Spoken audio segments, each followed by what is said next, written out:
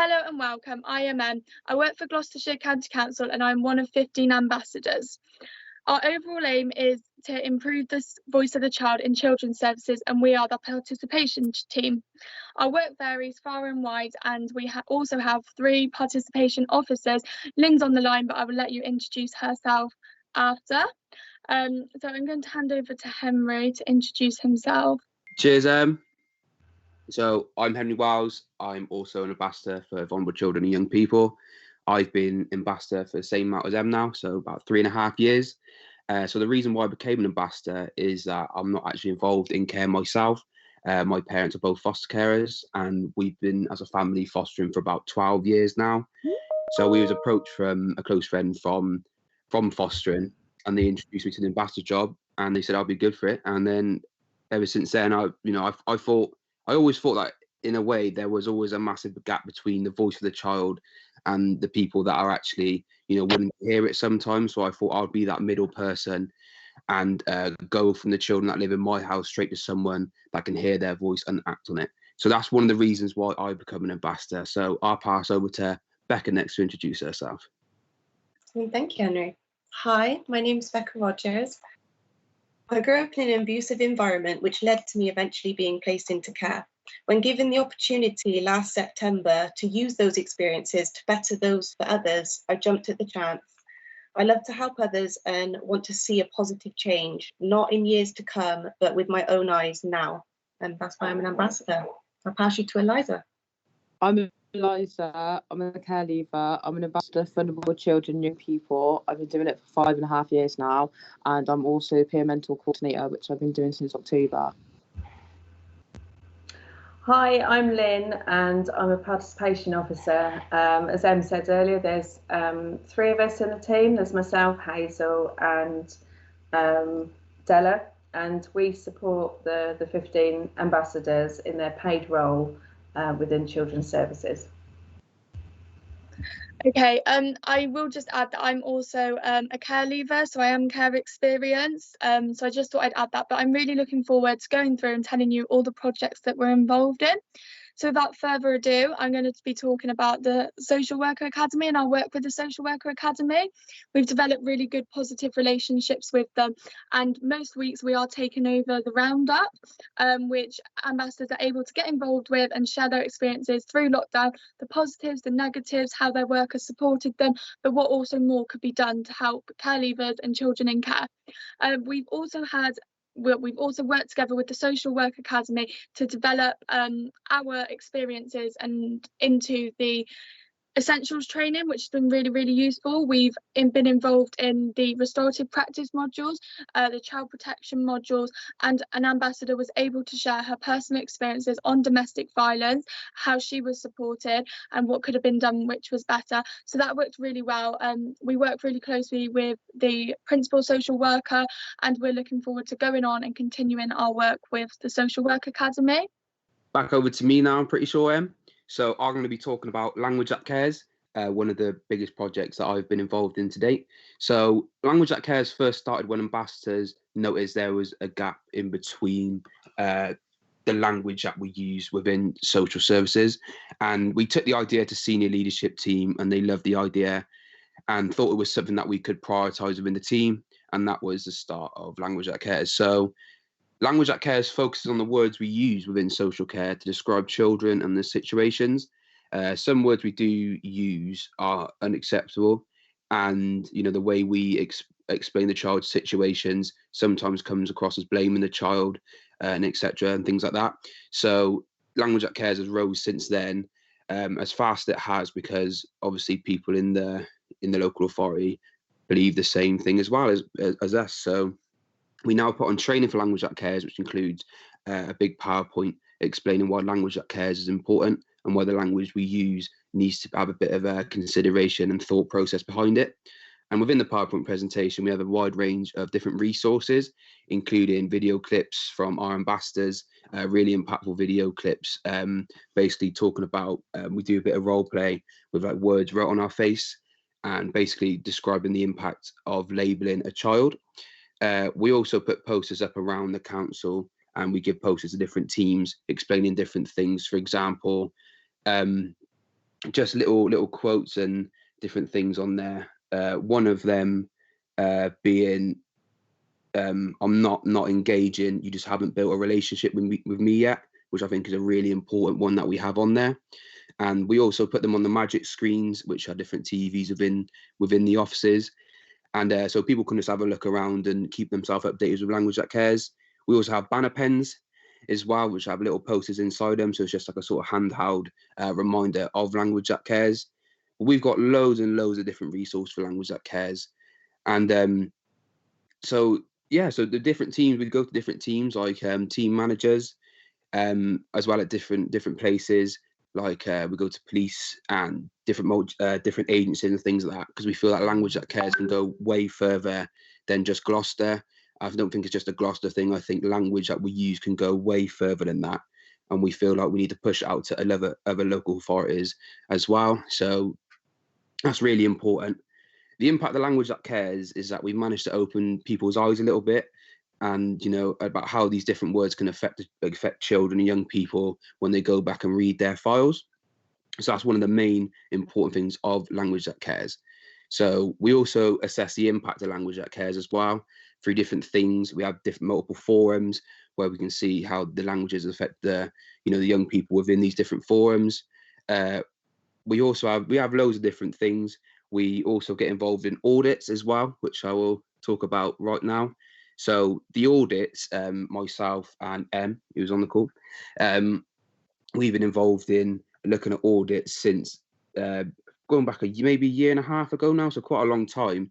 And ever since Language That Cares has sort of came up to our priority list, probably near the top, we've actually put Language That Cares inside the things that we're looking for within the audits. So we still look for professionals having a good relationship with the child. We do look at the case summaries. Are they written about the child? Is there any likes and dislikes in there? And we also underline the fact that we need to see Language That Cares in there, because obviously that's one of the biggest ones that we do need to find. We also look to see if there's been Mind on My Own that's been used to help the child, but that's how we assess different things through the audit. So we have seen quite a few that mention Language That Cares, and some of them are brilliant. We've actually looked at the Improvement Board statistics recently and saw there was actually a fall in 2% of inadequate audits, which is absolutely brilliant. But I think audits we'll definitely keep a close eye on, because that's one of our main sources of having a look to see if our work is making a difference. So I'll pass over to the next person to talk about mentoring directors. Hello. So as Henry said, I'm going to be talking to you about a really good project that we do. So personally, I meet with the Director of Children and Young People Service with Eliza. We meet once every 6 weeks. Sometimes it's been a bit shorter, but we've really made our impact here. And I personally feel that is where, we really have made a really strong impact. So we are able to take to him problems that are currently going on for children in care leavers, and really share that with him so he can get a really good understanding of what it's actually like. We also share the work we're doing. Maybe something's going really well, or maybe we need an extra push on something. For example, Mind of My Own, he's really on board with that and reinforcing that to workers, which has been a really good commitment from him. So we really have that in all our projects. We're able to have that senior leadership kind of like encouragement. So that's been really positive. I'll just share a really, really good example. Well, I think it's really good anyway, of during the pandemic, me and Eliza identified that actually face masks were really expensive, and a lot of care leavers might not afford one, for instance, or feel confident to go to the shop and actually get one.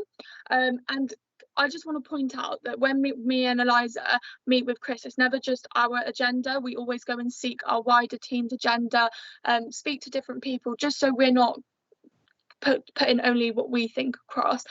So from that, raising the fact that face mask could be an issue, all care leavers received a face mask from the council, which every care leaver got, and if they didn't, we was able to take their names to our director and say, look, this person hasn't got a face mask, and that was 100% sorted out.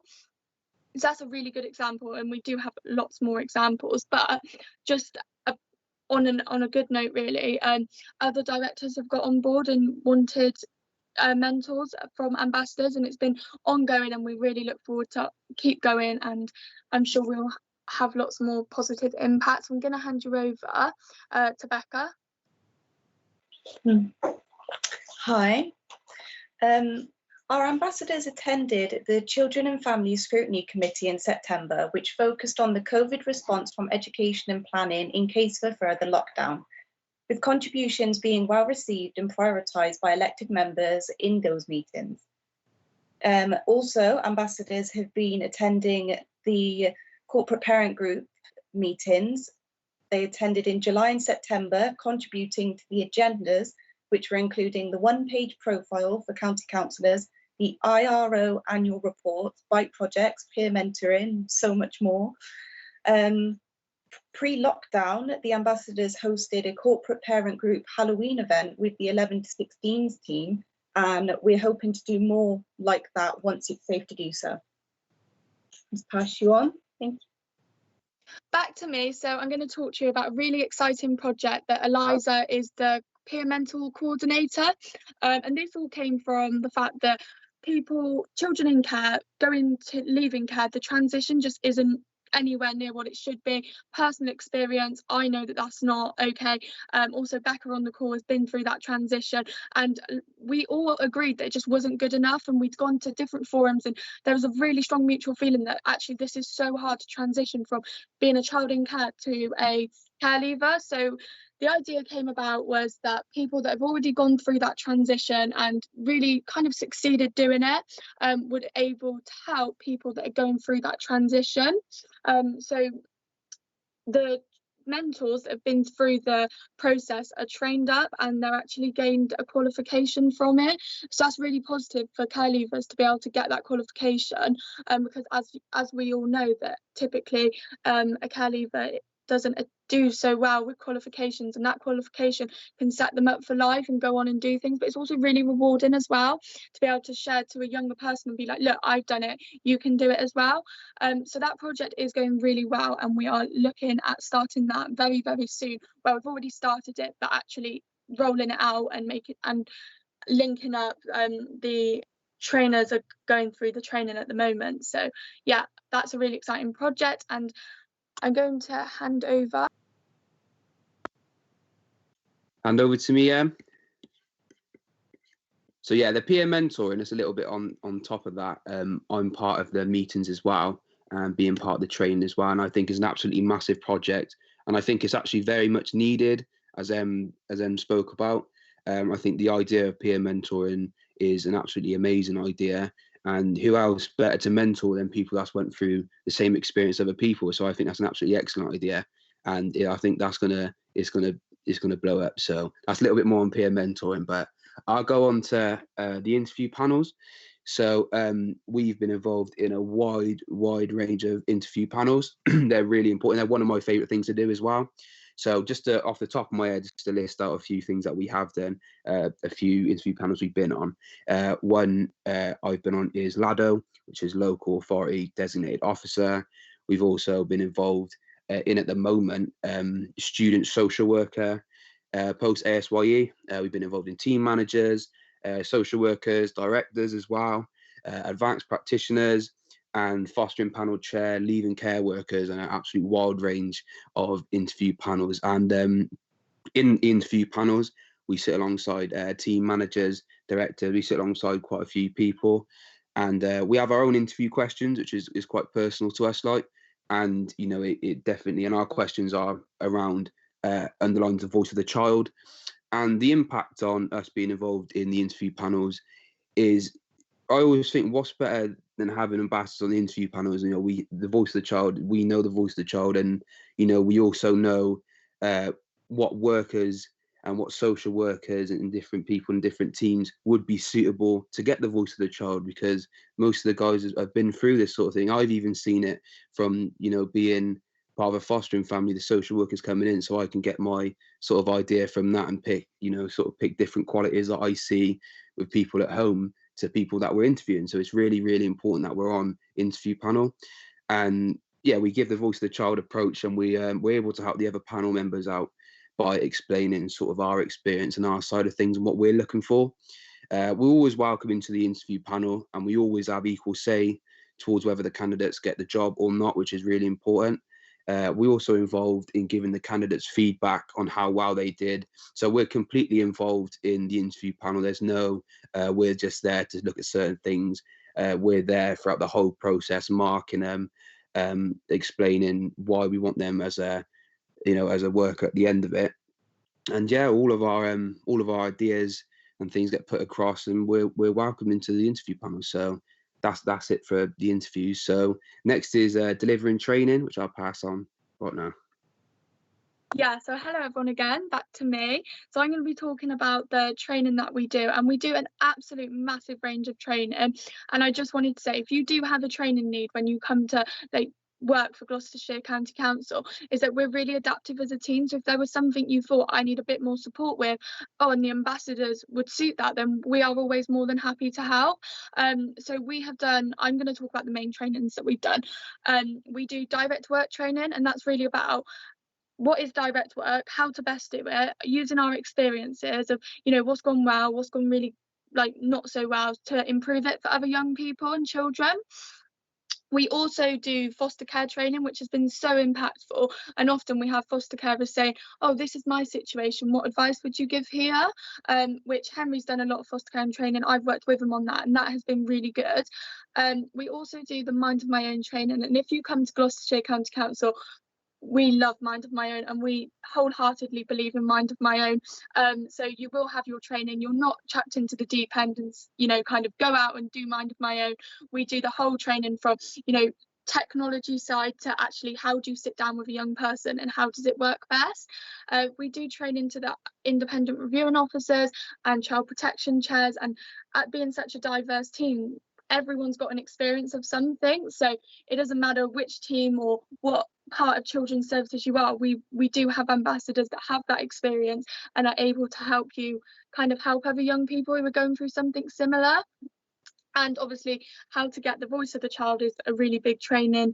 Well, the whole purpose of our training, any training that we do really. So we can talk from when we were younger to now when we're older as a care leaver or in a fostering family. So it's really, really good, our training package as a whole. And as I said, if there is something you thought you needed help with that we could help you with, then we are always more than happy to help. So I'm going to leave that on a positive note and kind of wrap up the presentation today, and thank you for listening. But Gloucestershire County Council is really a great place to work. I've worked here since I was 15. I'm now 19. That's so young. But I honestly, it's been nothing but an amazing place to work. I've always been welcomed. It's a very, very supportive environment to work in. So if you do end up working here, I promise you will probably feel the same way. And as well, from the ambassador team, we are around, we are visible, we're in the offices, our presence is known. Someone won't mention the ambassadors and be like, who's the ambassadors? We are there, and we are present. So thank you for listening, and we very much look forward to meeting you if you do come and work for Gloucestershire County Council. Please do come and join us at the live Q&A sessions, where any of your questions about the ambassadors, the participation team, can be answered, and you can really kind of feel settled in with what we do. So thank you.